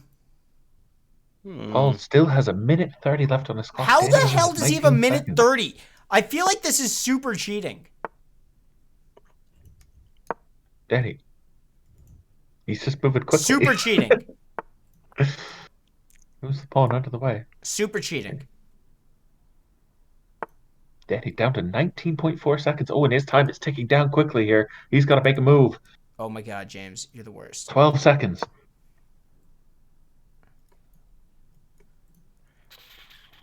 Oh, some time got put back on the clock here. What is this, an NHL game? Oh, you're the goddamn worst, caveman! I believe this could be curtains for Mr. Danny Maggs here. Only has 3 seconds left to make a move. No! And that, oh, he has 2.6 left on the clock. I thought the clock showed 0. Oh, you know what? You get a couple seconds back every time you move. I forgot go! about that. Damn it. This game's over. This game's super over.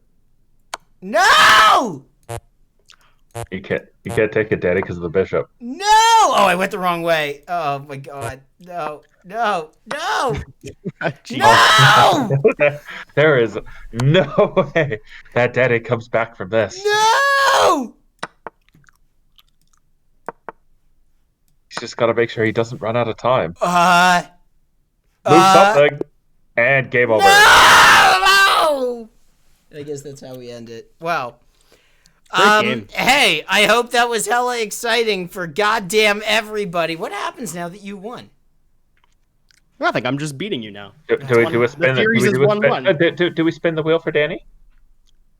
No, if you want to, go ahead. God damn it. Okay, hold on. I've already hit the sound effect. We're doing it. We have you two have your chest up. It's already spinning. But if he gets Caveman's Gambit again, I don't have it. We should have a competition. James. It's a poker battle. Okay, here's the bad news. Okay, can I say we table this until the watch party this week? Okay, we start the show with a poker battle. 100% agree. Caveman, do we have you on Wednesday against Montreal? We might. I will definitely be there for the first period at least. Okay. And maybe some of the second. Yeah, so we'll see how it goes. All right, and do we have you Thursday for Vancouver?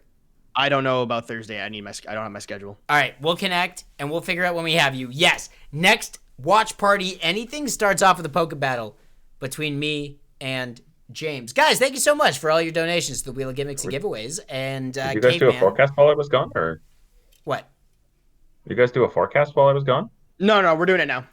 Okay. By which I totally mean. It's the FanCast. It just sounded like Daddy was trying to sign off. That's all. There are 3 games. I am not depriving our fantastic fans.